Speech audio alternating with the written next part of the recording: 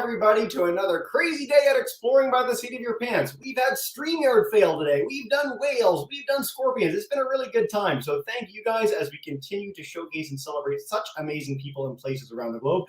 And a huge thank you to Nicholas, one of our 3 speakers today, one of the only people to ever groove with me in the background for that 30-second pump-up countdown. So way to go, man. Guys, we are all about bringing conservation, adventure, and science into classrooms around the world. And one of my very favorite things in this role is that I get to showcase any story that I find particularly interesting and bring in some of the coolest people doing some of the neatest work on this planet to share their stories with you. And that is true of today's program. As I said before we got underway, we've got 35 programs coming up in the next 2 weeks. So it's a little bit crazy, a little bit bedlam. Really appreciate you guys all being here. And I'm so excited today to dive in with the Trails in Tandem team. So today we're going to learn about the making of a documentary. We're going to learn about some really cool stories that went into this, why they were chosen, hear from some really awesome folks. And so I can't wait. I hope you guys are as pumped as I am. And without further ado, I'm going to bring in Jordan, Nicholas, and Aaron with varying degrees of good connectivity today to chat with us about their experience. And we've got some videos for you guys too. Aaron, it wants to work. Jordan, Nicholas, you guys are all in. You're the stars of the show. I'm going to hang out in the background. Thank you so much for joining us today, and take us away. All right. Hi, everyone. So great to be here. I think Aaron's video is a little slow right now, but we got Jordan and myself. I'm Nicholas. I'm one of the filmmakers that was part of Trails in Tandem. We got Jordan. Jordan, introduce yourself. My name is Jordan. I'm a Sahtú Dene youth from the Sahtú region. I narrated on the film, help with some of the background stuff. Mm-hmm. And then we also have Erin, who is who you can see her there. She's all frozen. Very, very frozen today. Yeah, very frozen. Erin is also one of the Very pensive today. It's very exciting. So. If we can't get Aaron's thing going, can you tell us a little bit about Aaron as the third part of your trio? Yeah, for sure. Erin is a lover of conservation, of natural spaces, of our protected areas. She's a wealth of knowledge about about many different national parks in both America, both in the United States and in Canada. So she's actively studying and working in that field. I'm a documentary filmmaker. I do this sort of full time, and in the footsteps of our ancestors was my first project that sort of really launched my career. And Jordan was an instrumental part in that career. We met kind of serendipitously, like at a winter camp up in the Northwest Territories in the winter of 2017, I think it was, cold winter. And, and it was an amazing friendship that really has lasted. I think that doing projects like this, making media, combining your passions, telling your story, and experiencing new places can really just open up your eyes and really kind of enrich your life and give you so much meaning and friendships that quite frankly, Jordan, we're gonna be friends for life, man. And like what we did was so special, and I miss you. I can't wait to see you again. So I'm happy to talk to you guys all about the process and about what it's like to make a film. Fantastic. I think we've got Aaron on her third device now. First device, 27th device? 27th device, exactly. Perfect. So, well, I think Nick did a great job of introducing me, so I don't even need to introduce myself. Thanks, Nick. You talked about serendipity leading this, and so when I had the chance to talk with Aaron originally about this project, that was the essence of it, is that you guys went up with this idea in mind and it completely changed. Was it because of your experience meeting with Jordan? Like, how did this all come together? And do tell. Yeah, Aaron, want to run with that? Sure. Yeah, Nick and I had big dreams of making films and telling stories, and we were just enthusiastic young people who wanted to get more of the stories out there in the world that we thought should be showcased and should have some screen time. And we heard of the Sahtú region in the Northwest Territories, far up in northern Canada, not quite the Arctic, but very far north. And we just thought that this region of Canada was so interesting, and there weren't a lot of stories available through film. And there was a national park in particular that was brand new to the area, and we thought we should really go explore up here. We would love to go see what's happening with the natural environment, what's happening with the culture up in the Sahtú region. And so we were really lucky and got to go explore this new place. And when we got there, we were met by just the coolest people, the coolest nature, and all of this that so many Canadians had no idea was even there. And we knew that there needed to be a story somehow come out of this. And we actually got contacted by the leader of a youth leadership hike that he started on the Canol Trail, which we're going to tell you a lot about, part of the Northwest Territories. And he said, you know, this is very serendipitous, like Jesse was saying, because I've been wanting to tell the story of the Canol Trail for a long time. Why don't we all team up together and we'll do it? And so that's how it was all born. It was a very random but very exciting process. And now we have this amazing film out in the world that is telling the story of a place that hadn't really been shared in this way before. Mm-hmm. Yeah, I think, feel free to jump in anytime, Jordan. You know, I think we were initially really interested in sort of just learning more about a place that we hadn't really been to before, and we didn't really know what exactly we wanted to create, and that was kind of the beauty of this project that sort of unfolded. Was it became so much more than just wanting to go and learn about, you know, the Northwest Territories and Jordan's home. It became one about building relationships, about, you know, working between different cultures. It became one about, you know, what it's like to spend time on the land and the learning that you can have by spending time on the land. And you know, Aaron and I were very much guests in this place, and you know, it was a very, very enriching experience for us. But you know, I think it was a really mutually enriching experience for also Norman, who had wanted to tell this story, and for all of us, Jordan included, who actually got to go on this pretty epic hike in the wilderness in the Mackenzie Mountains that was tested all of our all of our abilities in the back country kind of thing. So Jordan, I'd love to hear from you about this area. I mean, as Aaron and Nicholas mentioned, they had the chance to come up here and discover this place, and you're from there. So what's the experience like growing up in such a special part of the world, not just Canada? It was well, growing up, it was very isolated. You know, it wasn't a new thing every day. It was that same mountain with 3 red dots on the side that we were told stories about. That was beaver pelts from a giant man. But I think seeing Nick's eyes initially when we met, his eyes lighting up, especially when the Northern Lights were out, I gained a new insight to what I already had and a new appreciation for it. Yeah, just spending hours in -40 with this guy got me there. Yeah.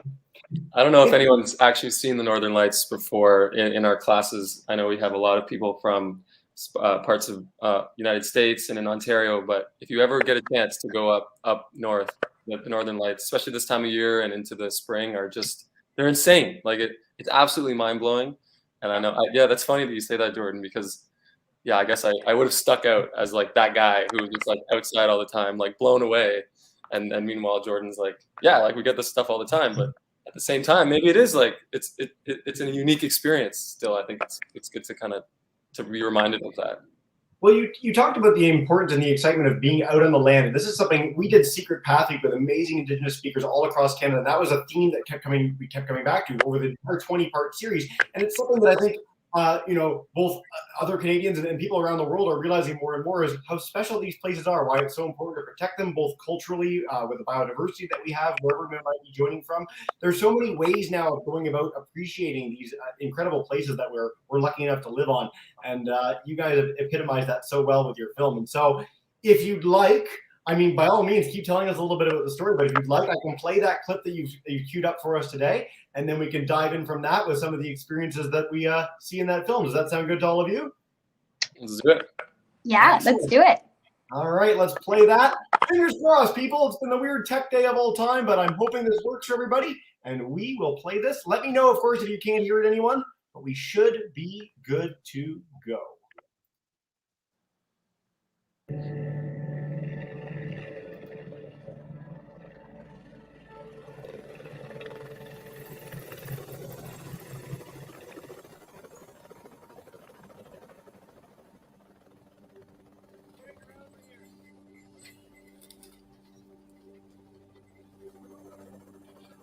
when they came in, you could see they're so happy to get somewhere half dry and warm, and getting the hugs from kids like that. I got goosebumps again. It's amazing. I can't, it's hard to put into words. How silly does that sound? A tarp over a fire, pot of stew. It's nothing, but it means everything in the right situation.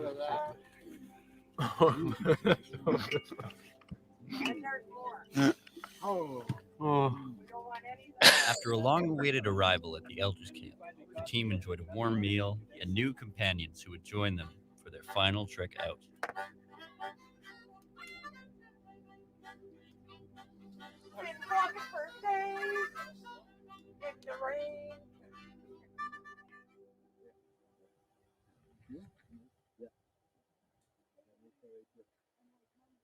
On day 5, the team spent the morning around camp in good company. Elders Camp was designed to give hikers who weren't able to walk the entire trail an opportunity to participate. In recent years, elders began joining the hikers for traditional on-the-land knowledge sharing. This year, the team was joined by expert hiker Edward Udsi from Cova Lake. Edward Udsi said it. I got a second in Gozawa. If we go and I get about me, Congo Zatana, Takuli, second in Rap, contact on second in. After days in the rain, Nick's bandages were falling loose, and Edward had the team gather spruce gum for use as traditional medicine. Yeah. Yeah.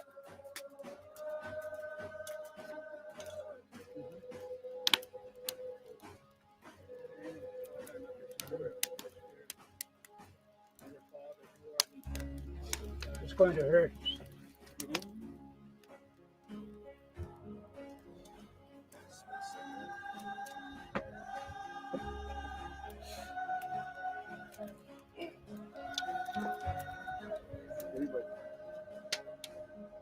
On the Canol Trail, we have to think why we're doing this.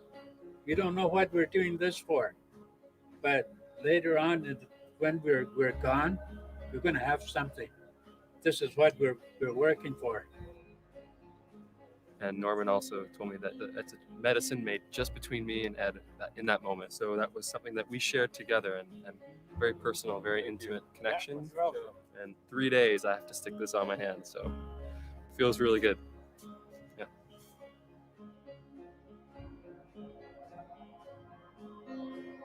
Adding to an already exceptional day, the dry summer sun revived Nick's drone, which took flight once again into the warm mountain air, capturing an infinite array of evening colors.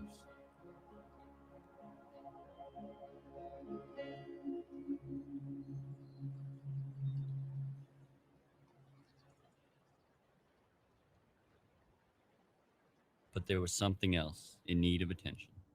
When I finished having my coffee at the elders camp, the elder told me, Edward Udsi said, "So you're flying back with us."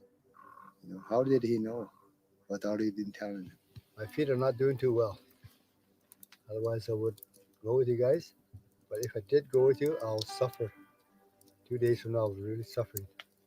No, yeah, so, like I said, the old finishes, the new takes off.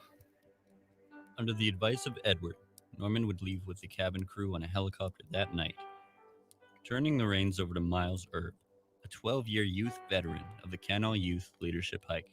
For me, it was letting go, let God. Turn my trust and my faith over to young Miles to guide you out, especially with my son. Got family members too. Lead them out safely. It's been a really good experience. It's good connecting with him, and sooner or later he's not going to be able to walk this anymore, and I just want to keep walking with him while I still can. I just sit down and listen to the elder. I think that the land said, time to rest. Let the young ones go.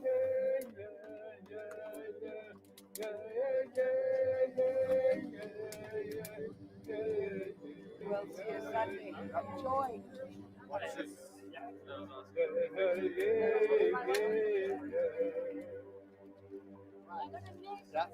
Yeah, see you Sunday, guys.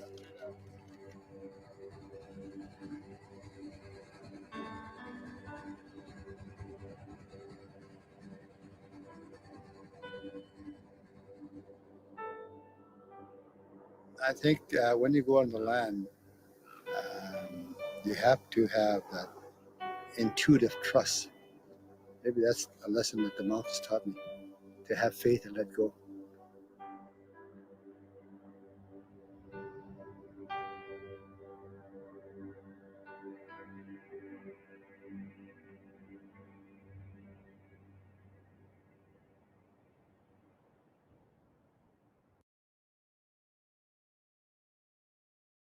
Let's unmute everybody and come back. What a spectacular place. What a great beginning to the story. Guys, so how long is this hike? Tell me what it was like. Anything you want to share. I'll be quiet.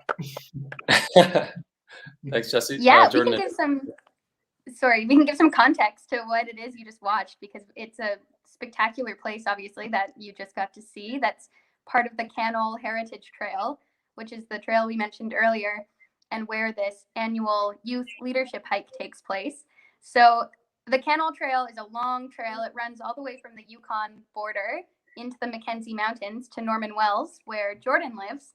And it's about 355 kilometers in total. So it's a very long trail. And we didn't walk the whole thing. We walked part of it with youth from the Sahtú region and with elders that you saw there at Elders Camp on the Canol Trail. So we walked a short section of it, and it was 5 days or 6 days that we were out there all together. And we got to experience part of what the Indigenous peoples from the region used to do as a hike between communities, where they would hike along the trail. But the trail has a really interesting history too, where during World War II, there was a pipeline built along this trail for the US Army. So all of that is talked about in the movie. And as you got to see in that short clip we just watched, it's a really special place with very strong cultural connections. And the movie gets to dive into some of the traditional history of the trail and the more modern history of the trail, and now today how the local communities are taking a hold and revitalizing it both environmentally and culturally. So a special place, a special story, and it chokes us all up every time we watch it, because we know how much meaning there is behind what you just saw in that short clip.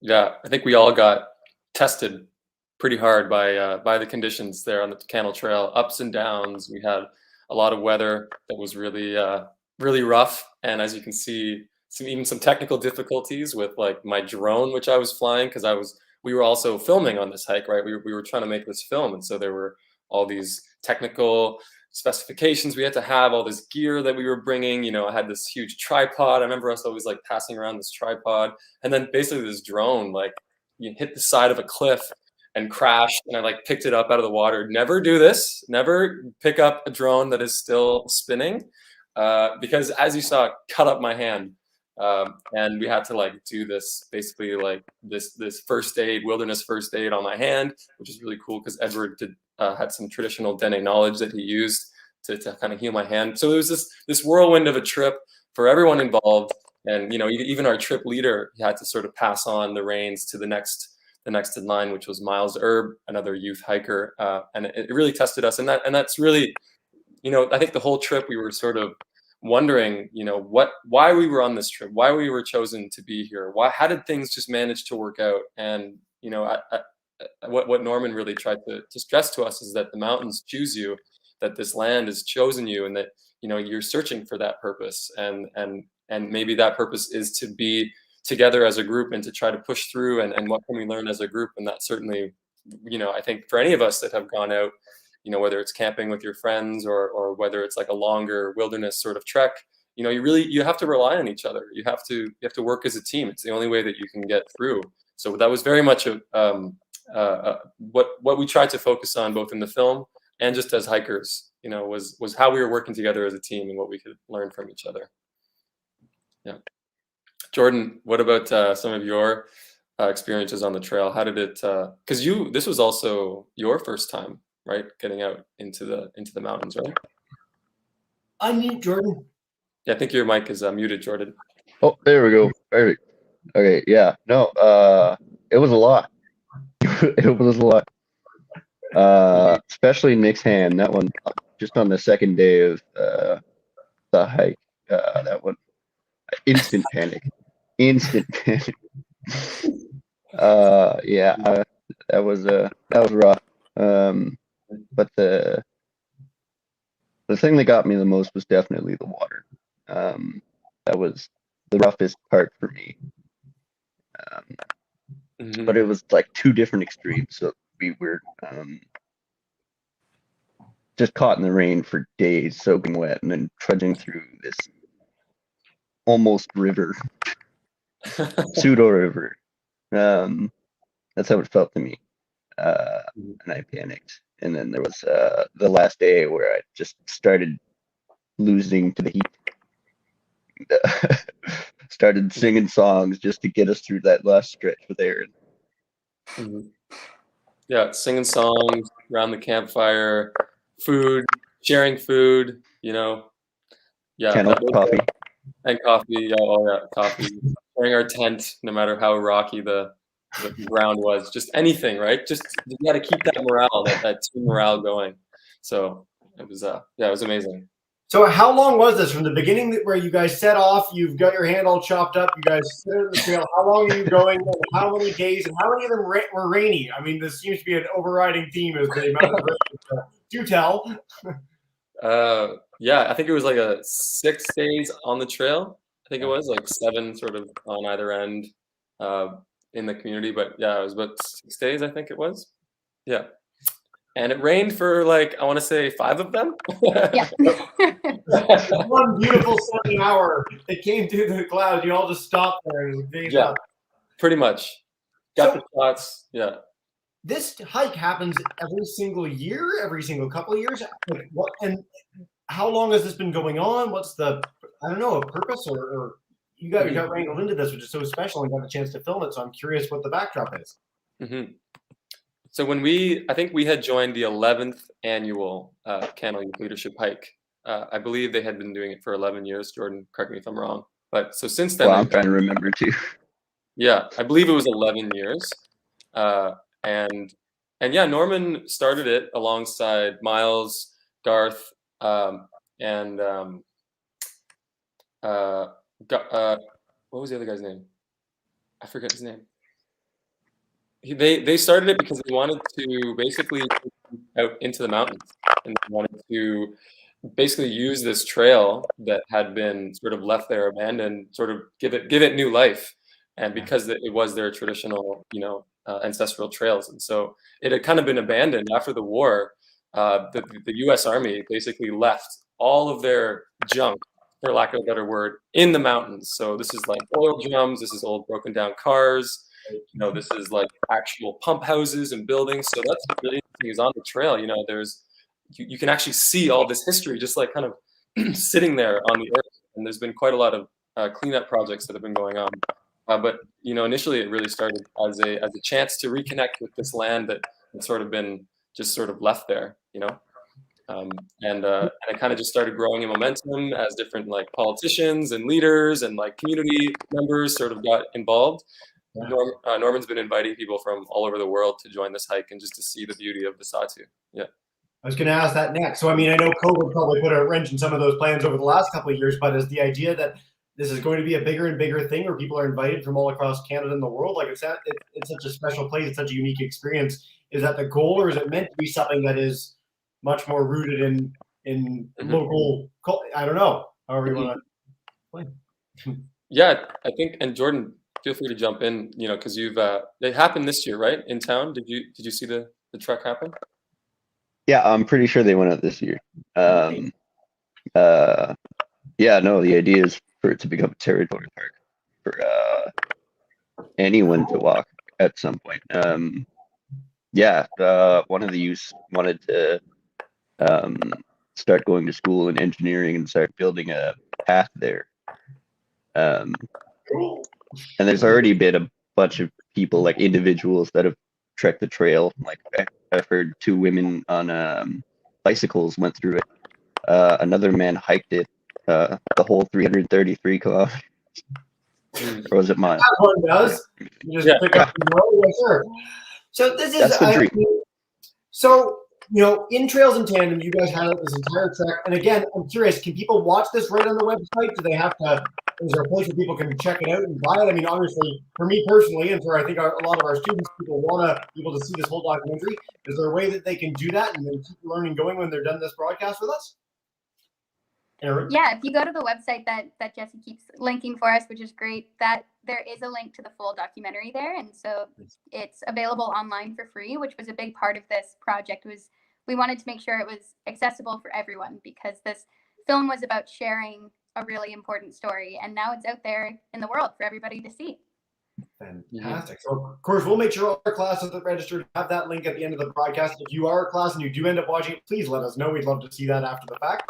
But what I want to do now, guys, if it's okay with you, over our next 15 minutes or so, I'll bring in our classes, see if they have questions. I have questions out all the live long day, but no one wants to hear from me. So let's head to Mr. Shúhtagot''s class. They're joining us in Chalk River, Ontario. If you guys want to kick us off with a 3 today, you're good to go.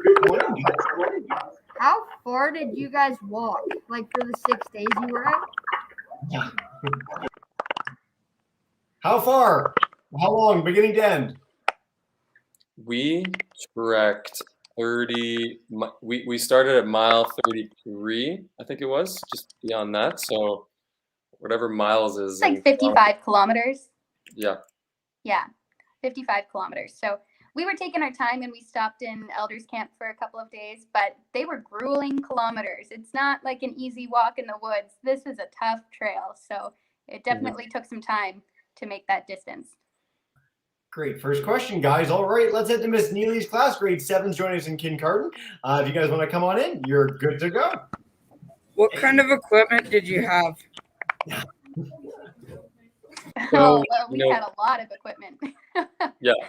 A lot of, tents and hiking poles and all sorts of different pairs of shoes. I brought my camera, tripod, as many batteries as I could fit in my bag, my drone, we all had like a ton of food. I know that was like an interesting part of the beginning of the hike, was just how much food you actually consume, like over even like a 5-day period when you actually look at it, just like jamming your bag full of any food. And we ended up, eating almost all of it. Like, yeah. I'm trying to think of something else. Yeah. I was able to go on one expedition in my entire life, and there was a 50-pound backpack, and I think 40 pounds of it was food, just all packed in from the local shop. So it's quite amazing how much you have to take in and what that strain is. And we had no rain, so we're very lucky. So I feel bad for you guys. Let's head to Miss Roman's class. So MBSS leadership, Miss Shúhtagot'ı, you guys have some devices off. If you want to type them in the chat, if you have any questions, let me know. Miss Romans, come on in. Joining us today in Waterloo, Vista Hills. Welcome in. Unmute your mic and you're good to go.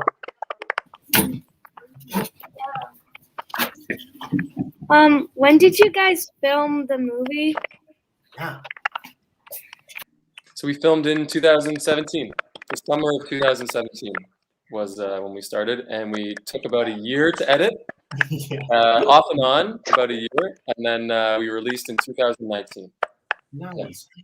So you mentioned this briefly, but I mean, is the hope that you put it out for free to the world to see, which is amazing and really nice of you, and hopefully leads to a bunch of classes checking it out. Why was it important for you guys to do that? Was that a plan, when you started this plan to go up to the north to begin with, or was it something that as you got the chance to do this expedition, it led to that desire on your part? Erin, want to grab that one? Yeah, we knew from the beginning, talking with Norman, who you saw on film. He is the one who started the Canol Youth Leadership Hike along with a few different partners. And we knew from the very beginning that we wanted the film to be free and accessible for everyone, because the story is just so special. And we don't want there to be a barrier for anybody to be able to hear about the amazing story of the Kennel. So that was planned from the very beginning. Nice. I'm so curious, now that you've had the chance to do this expedition, Nicholas, you mentioned it's your first time doing something like this. Is there a desire to do something like this again, either in this specific location, or take these skills and go out on other epic hikes or interaction with communities across Canada and the world? I'm so curious what's next for you all. Great question. Yeah, I mean, it definitely inspired a lot of the work that I'm doing now. I'm actively, I'm not sure where that clicking is coming from. No, I'll mute you all in turn, and we'll see. I think. Yeah, maybe try muting. There we go. It's Aaron. Sorry, Aaron. You're the clicker. So Nicholas, keep going. So yeah, I mean, this was like my first big film. I learned a lot from it, and I've taken a lot of that learning onwards into future projects and stuff. I'm currently working on a feature film about an endangered pod of killer whales in British Columbia. I'm not sure if anyone's heard of the southern residents, but they're critically endangered. And again, this story is also very much integrated with Indigenous knowledge on the ground. You know, people actually basically becoming stewards of their land and fighting for their voice when it comes to, you know, projects like this that were done on their land without their consent. You know, you think about the Canol Trail, the United States Army just basically showed up one day, you know, back during the war and like did all this stuff and then left all the garbage. And you know, there's other stories like that all across Canada, and I think they're really important stories to be elevating and to be amplifying. And I think what I really learned from this is that, you know, everyone has a role to play when we talk about the future of this country, when we talk about the future of our communities and like where we want to go as a people, right? We all have agency in our lives. We all have passions. We all have a community. You know, you got to start there. You got to start with what you know, what you love, and, you know, try to make change there, and that will have a ripple effect. You know, we know how connected every issue is, you know, and even though it's, you know, you're fighting for the rights or for the protection of land, you know, in one part of Canada, right, that it has a ripple effect. People talk, people like borrow best practices, you know, they see stories from where we're so hyper connected, right? You can inspire people, you know, from all over. So I think, you know, this film really taught me to follow that passion, to really listen to that passion and like and try to integrate all the things that you love in your life, you know, hopefully as best you can into what you put your energy towards. And for me, it's been film. So that's kind of what I've been doing after this.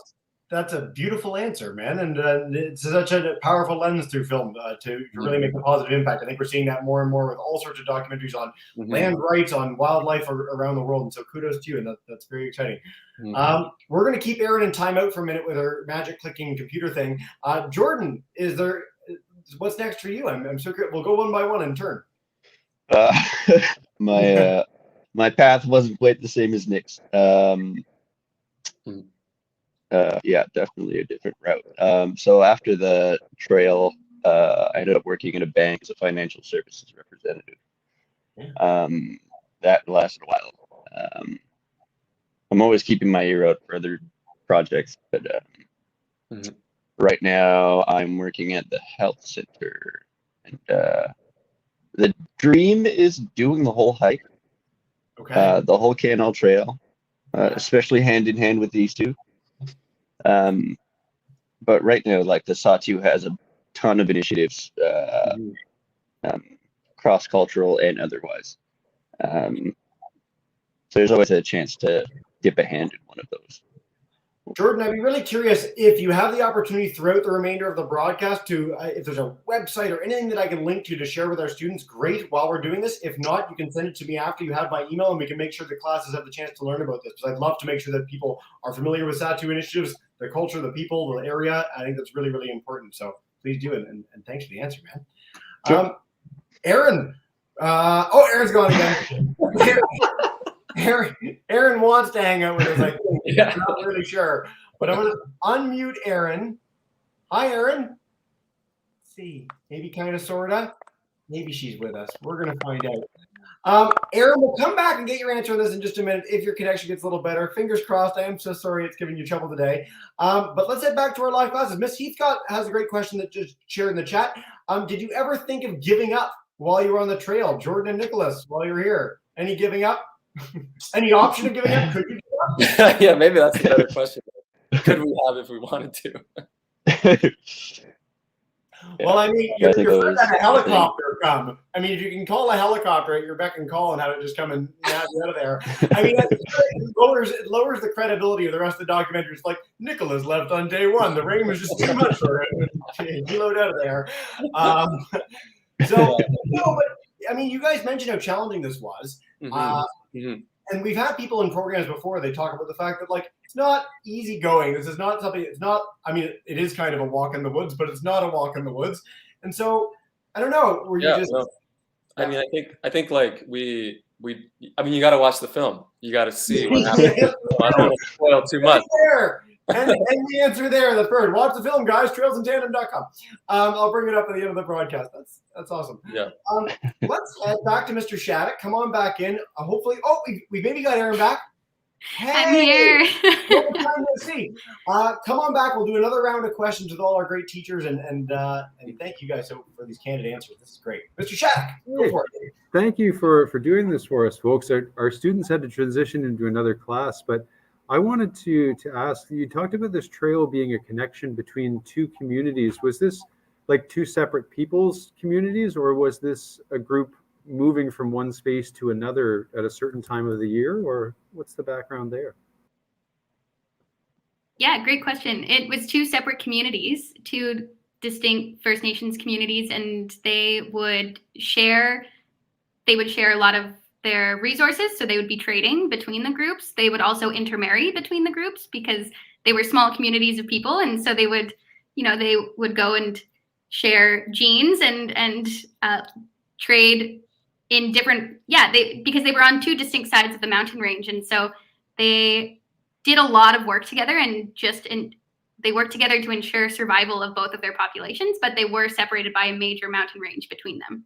Sometimes you go to City Hall to get married. Sometimes you cross the Mackenzie Mountains. It's a little bit different out there. Great question, guys. And thanks for sticking around, Mr. Shattuck. All right, Miss Neely's class, come on in, and we'll head up to Miss Romans to wrap up in just a minute. Hey, Grace. It seems like you've done a lot of difficult things. What was the hardest thing, and how did you get past it? Jordan, what was your hardest part of the hike? I didn't get past my hardest part of the hike. Yeah, it was definitely the water. It was rough. I had a little breakdown. And a solution was had, but I didn't get through it. I don't know if I could have. If it's any consolation before I get your two answers, Jordan, on the one expedition I did in my life, I broke down crying on like day 2. I was just like sobbing. They had to give me like some fluids. It was a good time. So just very low, much lower. You can go from there. Nicholas, Aaron, you guys, challenges. Yeah, I think when we had put so much effort into this project, sort of even just to get us, to that trail, even meeting Jordan and meeting Norman and everything kind of came together. And then, when stuff starts to go wrong, you're just like, oh my gosh, like, was this all for naught? Like, this can't happen. And you try to like force yourself. Like, you try to like, no, like, we can't do it. We can't do it. Like, this is going to be crazy. Everything's going to like, but then you're like, no, but we can do it. We can do it. It's like that struggle of like kind of letting things happen as they happen and being okay with that. And then also like having your expectations of how you would like things to go. And that's sort of the beauty of being in the wilderness, is you're sort of taught that hard lesson, like whether you like it or not, that like you have to play a different game, when you're trying to survive out in the wilderness, as opposed to like making your favorite project or hiking the trail and just like, wow, it's you have to play by a different set of rules. We have scientists and explorers on from all over the globe, and they universally say this, like, you go with a plan in mind, but you write it in pencil, because invariably something is going to change that throws into, a problem, whatever you were hoping to do. And For so sure. it's nice to be able to do it on the fly. And then it's a huge part of the resilience that a lot of our classes are looking for. So thanks for that. Aaron, any challenges or the same challenges?